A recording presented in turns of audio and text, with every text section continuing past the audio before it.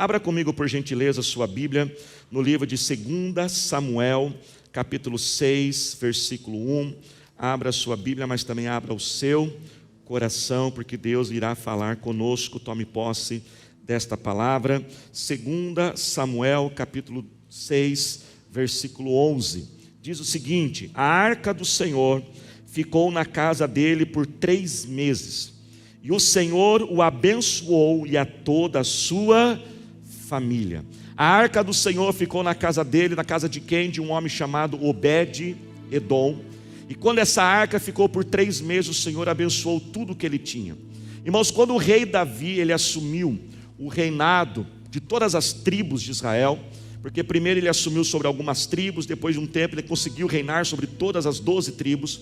Uma vez que Davi alcançou a totalidade das 12 tribos, uma das primeiras atitudes de Davi foi trazer a arca da aliança para Jerusalém. Porém, a palavra de Deus já nos ensinava lá em Êxodo, Levítico, que o transportar da arca, ele tinha muitas características, ele tinha um certo procedimento para se fazer o transporte da arca, visto que era um objeto sagrado. Davi não se atentou a esses procedimentos, e por causa dessa falha de Davi, uma tragédia aconteceu, que um homem acabou morrendo no meio desse trajeto.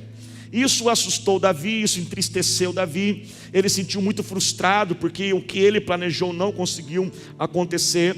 E Davi então, diante daquela tragédia, ele suspende a trajetória, ele suspende trazer essa arca para Jerusalém, ele suspende esse processo. Ele dá uma pausa nisso e fala assim: gente, vamos nos reorganizar, vamos replanejar, vamos ver o que a gente errou e vamos encontrar uma solução.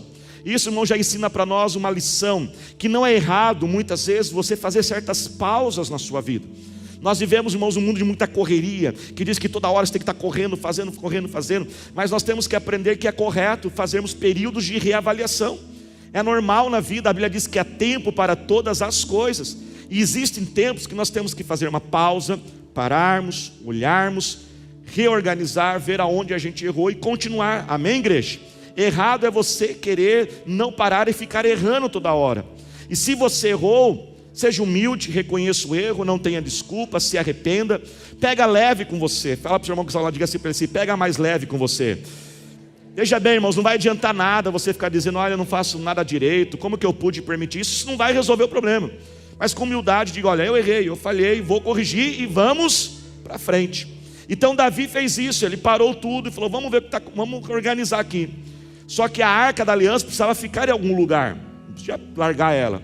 Então eles olharam ali perto daquela estrada, tinha uma casinha e tinha um homem com a sua família que morava ali, e o nome desse homem chamava-se Obed-Edom. E a Bíblia então diz que colocaram a arca na casa deste homem. A arca da aliança ficou por 3 meses naquela casa. E algo, irmão, surpreendente aconteceu. Depois que a arca entrou naquela casa, aquela família começou a viver uma onda de prosperidade. Por isso que eu disse, a base bíblica daquela promessa de Deus: mês de outubro será uma onda de prosperidade na nossa vida, porque Deus está nos dando essa palavra. Quando a arca ficou lá, irmãos, a casa começou a mudar, tudo melhorou na casa.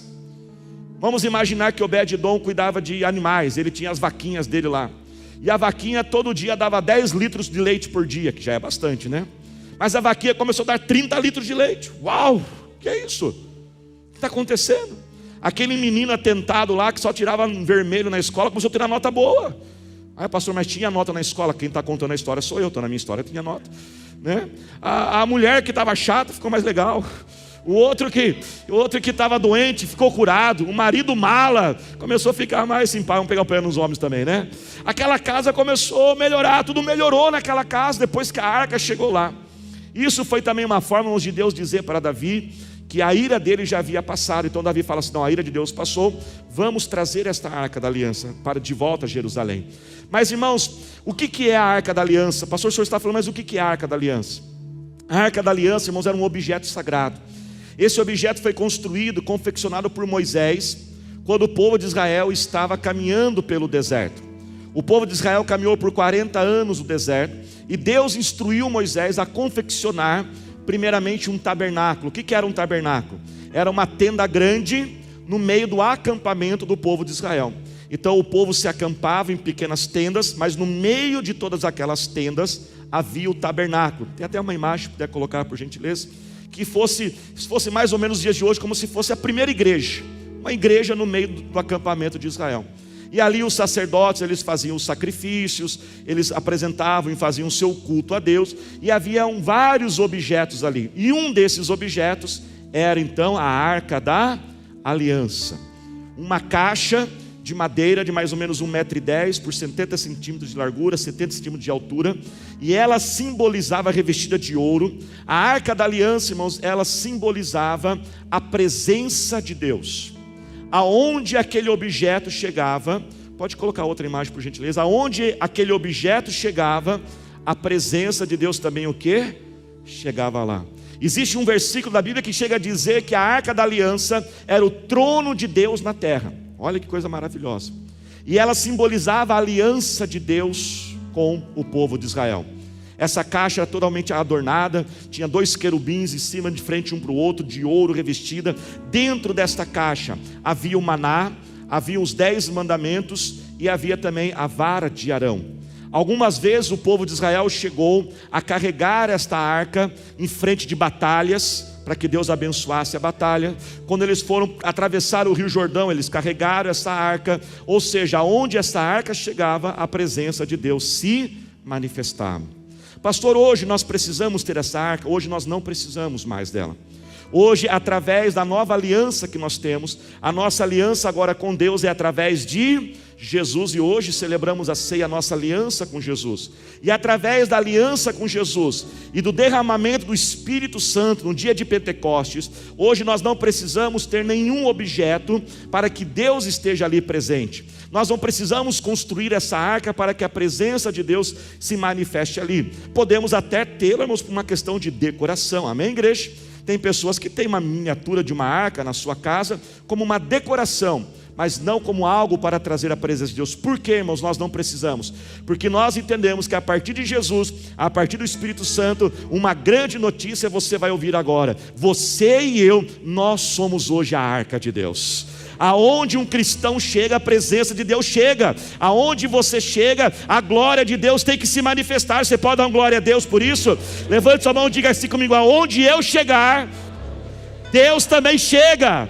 Diga bem forte: aonde eu chegar, vai acontecer sinais, maravilhas, cura, libertação. Diga comigo: graça, amor, o poder de Deus. Diga bem forte: porque eu sou a arca de Deus. Onde eu chego, Deus chega também. Você pode aplaudir ao Senhor Jesus por isso? Aplauda mais forte ao Senhor. Onde chegamos, irmãos, Deus chega. Veja bem, irmãos, existem 2 tipos de presença de Deus: a onipresença, que significa que Deus está em todos os lugares. Salmo 139 diz: se você for na profundeza do mar, Deus está lá. Se você for no mais alto das alturas, Deus também está lá. Agora existe a presença manifesta, é onde Deus manifesta o seu poder, o seu amor, a sua graça, os seus sinais e maravilhas. E nós temos que compreendermos que aonde nós chegamos, Deus tem que se manifestar. Quando alguém entra em contato com você, você que é uma arca de Deus, Deus tem que se manifestar. A pessoa tem que sentir algo diferente. Quando você chega num lugar, quando você começa a trabalhar num novo departamento, você entra transferido para um lugar, aquele lugar tem que mudar, porque você chegou ali. A sua casa tem que mudar. Isso pode acontecer, irmãos, em diversos níveis. Pode acontecer através do nosso comportamento, na nossa educação, na nossa cordialidade, e a pessoa perceber que tem algo diferente. Você trata as pessoas diferente, você conversa diferente. Não sei se você já teve essa experiência, mas se você não teve, eu declaro que você vai ter. Uma das experiências, irmãos, mais lindas da vida é alguém um dia chegar para você e dizer: tem algo diferente em você. Talvez ela não sabe que é Jesus, mas é Jesus já se manifestando. No seu carinho, no seu trato com as pessoas, na sua educação com as pessoas, na sua generosidade com as pessoas, se preocupar com elas. Sabe, irmãos, às vezes a pessoa ela vai fazer um negócio. Eu sei que nós temos que negociar, mas não estou falando que você não tem que pedir desconto, a gente sabe disso. Mas às vezes a pessoa ela faz um negócio e ela esfola o outro, arranca toda a comissão do outro, ela vibra. Eu acho que isso, irmãos, é alguém que é a arca de Deus. Que para eu ser abençoado, eu tenho que acabar com a vida do outro. Eu não acho, irmãos, que quando eu pego, posso pregar, igreja? Eu não acho que quando eu pego um Uber e ele cobra o mais barato possível, nem sempre eu vibro. Nem sempre eu vibro. Tempos atrás eu peguei um Uber e ficou muito barato. No primeiro momento, glória a Deus, sou dizimista, fiel, uau, Deus prosperou, estou pagando baratinho. Mas aí eu comecei a analisar, irmãos, a distância. Nós temos uma noção de quantos quilômetros um carro faz e gasta por litro. E eu comecei a fazer um cálculo na minha mente. E ali o Uber, a taxa, né, do aplicativo é de 25% a 30%. E eu fiz uma conta, irmãos, naquela corrida aquele homem ia ganhar R$3. Eu falei, não é justo. Não é justo isso. Não sei se o aparelho cobrou alguma coisa errada na hora, calculou algo errado. Só sei que eu dei, irmãos, muito mais para ele do valor daquela corrida cobrada. Porque a gente é a arca do Senhor, irmãos. Nós somos a prosperidade de Deus aonde a gente chega. Quando nós fizemos, né, o pré-moldar a nossa construção, um testemunho maravilhoso da nossa igreja. Quando nós fizemos, irmãos, o contrato do pré-moldado, antes de nós assinarmos, né, os valores que nós calculamos, ele foi baseado antes da pandemia. E aí veio a pandemia, nós assinamos o contrato do pré-moldado com 3 meses de pandemia. E depois começou a subir o preço de tudo. E o proprietário ele falou assim, pastor, nós precisamos renegociar o contrato, porque o valor de tudo subiu. E eu não podia virar as costas assim, não estou nem aí, subiu, assinamos. Não, eu falei, não. Realmente o preço das coisas subiram. E eu não quero que você tenha prejuízo. Eu falei, eu não aceito você um dia olhar para essa construção e dizer, essa construção me deu prejuízo. Porque você está construindo a casa de Deus. E tem que ter a bênção de Deus. Eu falei, mas também não dá para a gente pagar tudo. Agora, porque os valores que nós já acordamos já eram difíceis para nós pela fé. Eu falei, não, quer saber de algo? Você não vai ter prejuízo, Deus vai te abençoar. Eu não sei de onde. Eu falei, eu vou começar a orar. E se Deus não te abençoar, a gente vai rever os valores. E nós começamos a orar, e Deus começou a abençoar, e Deus começou a abençoar, e Deus começou a prosperar aquela empresa. No final do ano eu fui naquela empresa, o dono me chamou, e ele falou, pastor, está vendo este quadro aqui de serviços? Tudo isso aconteceu depois que a gente pegou a obra da igreja. E ele reuniu a fábrica, parou a fábrica, falou para eu fazer uma oração pelos funcionários. Ele disse, a nossa fábrica está assim hoje, depois que a gente pegou esta obra. E até hoje eu tenho conversado com o dono daquela construtora. E a bênção de Deus chegou ali. Quer saber do que? Isso vai acontecer com você também. Isso tem que acontecer, porque nós somos o que, irmãos? A arca do Senhor. Por isso não aceite a tua casa desse jeito. Não aceite a tua casa dessas brigas, de confusões. Essa casa cheia de mágoas e ressentimentos. Declare, Senhor, eu sou a arca do Senhor. E o Senhor não é Deus de confusão, é Deus de paz, é Deus de alegria. E eu estou nessa casa, as coisas vão mudar em nome de Jesus.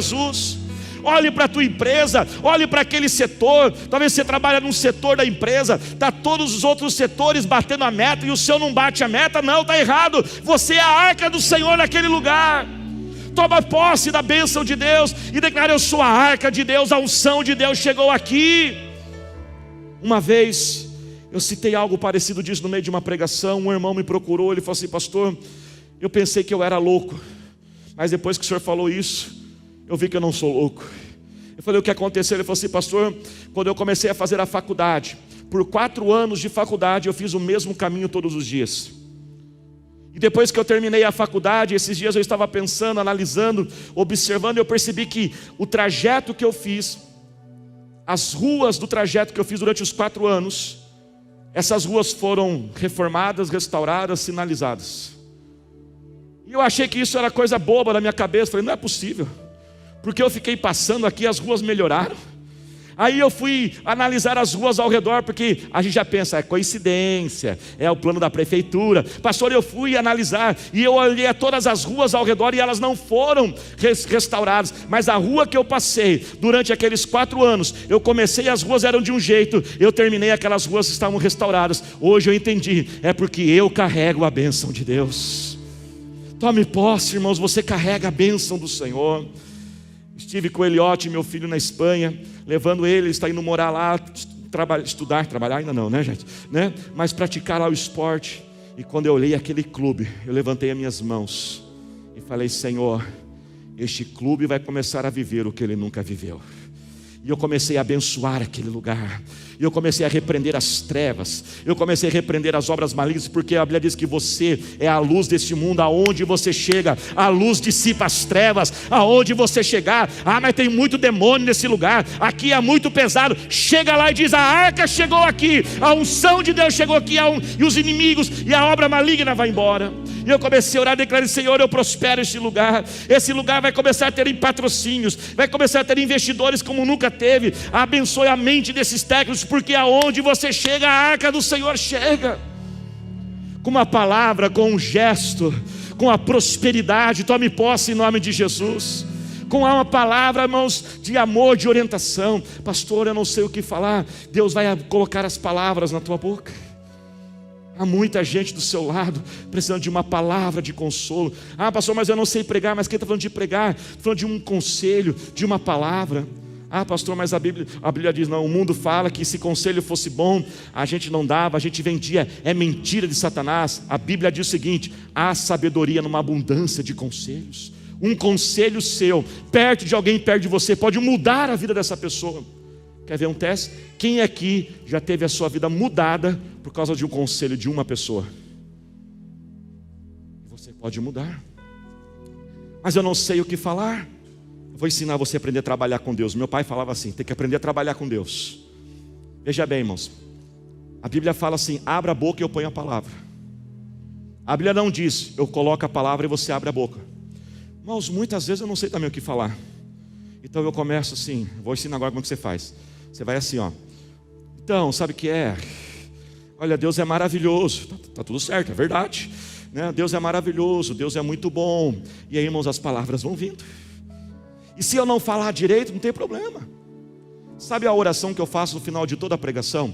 Toda a pregação que eu termino eu falo assim: Deus, conserta o que eu falei de errado, acrescenta o que eu esqueci, e tira o que eu não devia ter falado. E sabe o que Deus faz, irmãos? E se você talvez não falou direito, Ele vai trabalhando. O Espírito Santo, Ele está ali trabalhando. Porque, veja bem, a questão não é você, é a unção de Deus através de você. Nós somos somente o vaso, Ele é a unção e Ele opera. Quantas vezes, irmãos, já passei por situações das pessoas chegarem assim: pastor, que mensagem maravilhosa, quando o senhor falou aquilo, tocou o meu coração. E eu fiquei: mas eu não falei isso. Eu não falei isso. Já cheguei uma vez, irmãos, reassistir a pregação, assistir de novo. Eu não falei aquilo, mas o Espírito Santo interpretou, traduziu, modificou lá, e a palavra entrou. Por isso, abra a tua boca, dê um conselho, uma palavra de ânimo. Alguém pode ser mudado por causa de você.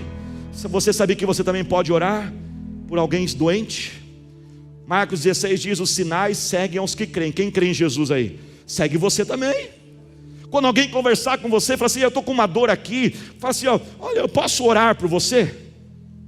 Sabe, um dos obstáculos é que a gente acha que a gente tem que estar bem para ser usado por Deus. Como que eu vou falar um conselho? Aquela pessoa falou sobre casamento, meu casamento está destruído, e eu vou falar para alguém? Às vezes a gente fala assim: como que eu vou falar para alguém não desistir se eu quero desistir? E a gente acha que a gente tem que estar vivendo isso. Mas não é assim, irmãos, necessariamente, porque a unção de Deus. Veja bem, eu não estou falando de pecado, amém, igreja? Mas eu não tenho que estar vivendo tudo aquilo, porque é Deus quem faz, não sou eu quem faço. Uma das experiências mais profundas que eu tive de cura divina foi nos dias mais difíceis da minha vida. Quando a minha mãe faleceu, um pouco antes dela falecer, ela ficou muito doente. Quando a minha mãe faleceu, a pastora Clotilde, Deus não curou ela e ela veio a falecer. Eu fiquei muito mal. Eu me senti um fracasso total. E eu fiz birra com Deus. Aliás, deixa eu dizer uma coisinha para você: não faça birra com Deus, que você sempre vai perder, viu? Falei: Deus, eu não desisto do chamado, porque eu tenho convicção do meu chamado de pastor. Vou fazer tudo o que um pastor faz, mas a partir de hoje eu não oro mais por alguém que está doente. Eu falhei, eu orei e minha mãe não foi curada. E foram alguns dias com Deus, até que Deus falou: Daniel, não faltou oração, não faltou unção. Eu simplesmente cumpri a minha vontade. E a Bíblia diz que todos os nossos dias estão designados por Deus, já estão determinados por Deus. Eu cumpri os dias que eu tinha determinado para sua mãe. Eu falei, tá bom, Deus, mas fiquei de birra ainda. Tá bom, Deus, tá bom. Continuei. 15 dias depois que a minha mãe havia falecido, eu de birra com Deus, falei, Deus, eu faço tudo, mas não oro por cura. Eu estou fazendo uma visita a uma irmã, depois da visita tal, a irmã fala assim, pastor, o senhor pode orar por mim? Eu estou com uma dor no meu corpo. Eu falei, ah não, Deus. Eu falei assim, tá bom, vai. Coloquei as mãos e falei, muito simples, olha, em nome de Jesus seja curada, toda dor vai embora em nome de Jesus. Foi muito simples. E fui indo para o carro. De repente eu estou indo para o carro, aquela irmã começa a gritar, pastor, pastor, pastor. Eu falei, o que foi, mulher? Fui curada, pastor. A dor sumiu, pastor. E ela começou a dar pulo, ela começou a virar assim, porque ela já estava travada, não conseguia. E ela falou, Deus, Jesus me curou, pastor. O Senhor orou, Jesus me curou. E eu nunca vou esquecer, irmãos, o que ela disse no final. E no final ela terminou e falou assim, e olha, pastor, que o senhor nem orou muito forte, hein? O senhor nem orou muito forte. Eu falei, toda a glória seja dada a Jesus. Não é acerca de nós, não é sobre nós, é sobre Ele. Se coloque de pé glorificando a Jesus. Você é essa arca de Deus. Você pode levar Jesus às pessoas. Você sabia que você também pode fazer apelos? Você pode chegar para alguém e dizer, você quer entregar hoje a sua vida a Jesus? E orar junto com ela. E dizer, olha, eu entrego a minha vida a Jesus, Jesus perdoe os meus pecados, e pronto, você também pode fazer isso. Nós podemos tocar as pessoas, por isso tome uma decisão hoje. Eu quero ser esta arca, Senhor, que vai mudar a minha casa, a minha família, o meu trabalho. Aonde eu for, chega a bênção de Deus. Aonde eu for, as trevas vão embora em nome de Jesus. Da mesma forma, irmãos, que Deus instruiu Moisés para confeccionar aquela arca. Aquela arca foi toda trabalhada, cheia de detalhes, a fabricação dela. Deus também está confeccionando você numa arca. Ele está moldando você. Aquela arca foi feita de madeira de acácia, madeira valiosa. Deixa eu dizer, você tem muito valor. Você é maravilhoso. Deus não cria porcaria. Para de falar que você é porcaria. Para de falar que não tem nada de bom dentro de você. Tem muita coisa boa dentro de você. Deixa eu dizer algo, Deus criou você neste mundo. E Deus estabeleceu um plano para você neste mundo. E para você viver este plano, você precisa de recursos. E esses recursos já estão aí dentro de você. Levante sua mão e diga assim comigo, eu sou mais inteligente do que eu imagino. Diga assim, eu sou mais capaz do que eu imagino. Diga bem forte, eu sou mais forte do que eu imagino. Diga bem forte, eu vou dar conta. Diga mais forte, eu vou dar conta. Eu vou conseguir. Diga, eu sou forte. Eu sou capaz. Eu sou inteligente. Eu tenho valor. Diga bem forte, tem muita coisa boa dentro de mim. A arca era revestida de ouro. E o ouro é refinado no fogo. Fogo na Bíblia simboliza batalhas. Sabe o que significa um ouro 18 quilates? Ouro 18 quilates significa um ouro que ele é 75% ouro, 25% outros materiais. Ouro 24 quilates significa que ele é 99% ouro, quase nenhum outro material junto. E quando o ouro ele é refinado, purificado, separa-se as impurezas. Essa batalha não é para acabar com você, é para refinar você.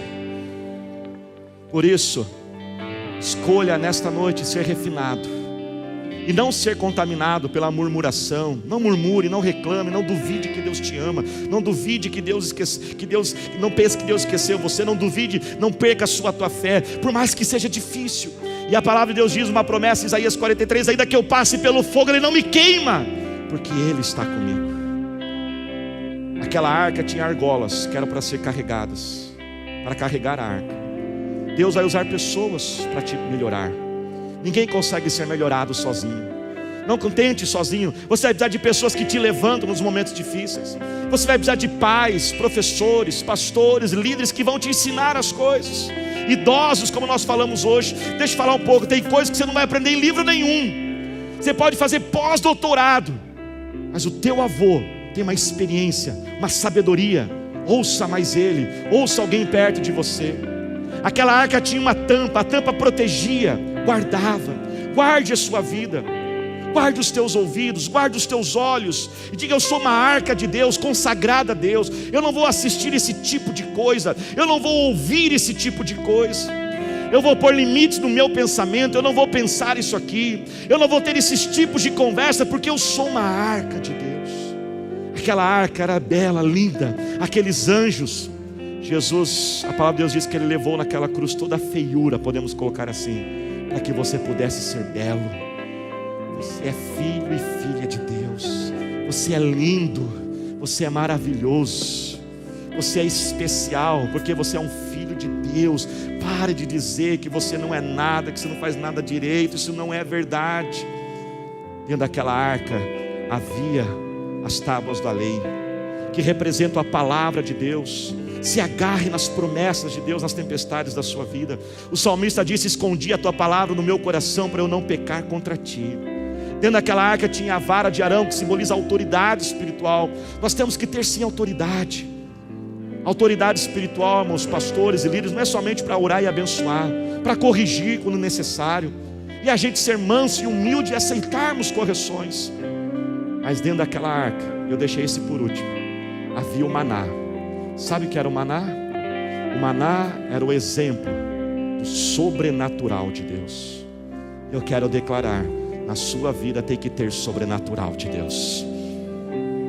Se você tem experiências de sobrenatural de Deus de 5 anos, 10 anos atrás, glória a Deus, não esqueça delas. Mas o meu Deus diz na sua palavra que faz nova todas as coisas. Ele é um Deus de novidades. Chegou a hora de você ter testemunho novo, experiências novas com Deus. E se você ainda não tem, eu quero declarar que nas próximas semanas desse mês você vai ter uma experiência sobrenatural com Deus, seja de provisão, libertação, de portas abertas, de livramento, de sabedoria. Levante as suas mãos agora. Pai, nós oramos a Ti, Senhor, e declaramos experiências, que Teus filhos tenham experiências sobrenaturais, seja, ó Pai, na área que for, de cura, maravilhas, prosperidade, de livramentos, de sabedoria. Ore agora pela sua casa, pelo seu trabalho, e diga: Senhor, eu sou uma arca neste lugar. Eu não aceito, Senhor, as coisas do jeito que estão. Elas vão ser transformadas, mudadas, porque aonde eu chego, chega a bênção do Senhor. Eu tenho esse valor, eu sou especial, eu sou esta arca do Senhor.